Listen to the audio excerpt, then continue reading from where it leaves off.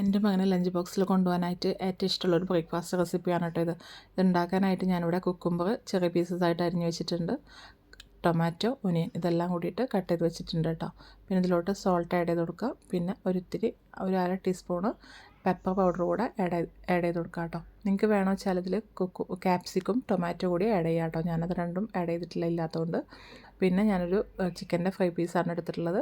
നിങ്ങൾക്ക് ഇതുണ്ടെങ്കിൽ ആഡ് ചെയ്യാം, ഇല്ലാച്ചാലും ഈ ഒരു വെജിറ്റബിൾസ് മാത്രമായാലും ടേസ്റ്റ് ഉണ്ടാവും കേട്ടോ.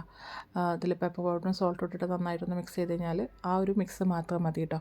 പിന്നെ മയോണൈസ് ഇഷ്ടമാണെങ്കിൽ മയോണൈസ് കൂടെ ആഡ് ചെയ്ത് കൊടുക്കാം, അപ്പോൾ കുറച്ചും കൂടെ ടേസ്റ്റ് ഉണ്ടാവും.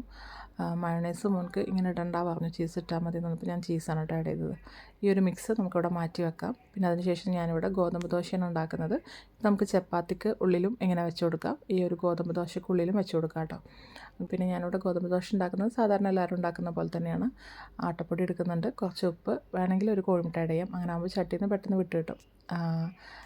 അങ്ങനെ പിന്നെ ഞാനിവിടെ നോർമലി ചുട്ടെടുക്കുന്ന പോലെ ചുട്ടെടുക്കുന്നുണ്ട്. നിങ്ങൾക്ക് മൈദയുടെ പൊടി കൊണ്ടും ദോശ ഉണ്ടാക്കാം, പക്ഷേ അതാവുമ്പോൾ ഹെൽത്തി അല്ലല്ലോ.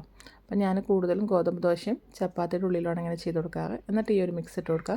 മിക്സ് ഇട്ട് കൊടുക്കുമ്പോൾ ശ്രദ്ധിക്കേണ്ട ഒരു കാര്യം, നടുവിൽ ഒരുപാട് ഇട്ട് കൊടുക്കരുത്, അപ്പോൾ കട്ടി കൂടിയ നടുവ് പൊട്ടിപ്പോവും. അപ്പോൾ ഇങ്ങനെ പരത്തിയിട്ട് കൊടുക്കുക. പിന്നെ ഇതിൻ്റെ മുകളിലോട്ട് ചീസ് ഇട്ട് കൊടുക്കുക. ഈ ചീസ് ഒന്ന് മെൽറ്റ് ആവാനായിട്ട് നമ്മളിതിൻ്റെ മുകളിലോട്ട് ഒരു മൂടി വെച്ച് കൊടുക്കുക കേട്ടോ. ഒരു മിനിറ്റ് ഇത് ഒന്ന് ചൂടാക്കിയിട്ട് ഒരു മിനിറ്റിന് ശേഷം നമുക്കിതൊന്ന് മടക്കി കൊടുക്കാം കേട്ടോ. ഇത് ഭയങ്കര ഈസിയാണ്, ഹെൽത്തിയാണ്. ഇതാകുമ്പോൾ കറിയൊന്നും വേണ്ടല്ലോ. എൻ്റെ മോൾക്ക് ഇതുപോലുള്ള ഫുഡുകളാണ് കൂടുതൽ ഇഷ്ടം. ചോറൊന്നും സ്കൂളിലോട്ട് കൊണ്ടുപോകാൻ ഇഷ്ടമല്ല. അതേപോലെ ചപ്പാത്തി മുട്ടക്കറി ഒന്നും വെച്ച് കൊടുത്താൽ കഴിക്കാൻ ഇഷ്ടമല്ല. ഈ ഒരു ദോശയുടെ കൂടെ ചട്നി ആക്കിയാലും ഇഷ്ടമല്ല. പക്ഷേ ഇങ്ങനെ ആകുമ്പോൾ ഈസിയാണ് നമുക്ക് ഉണ്ടാക്കാനായിട്ട്, ഹെൽത്തിയാണ് കഴിക്കാനായിട്ട്. ഓക്കെ.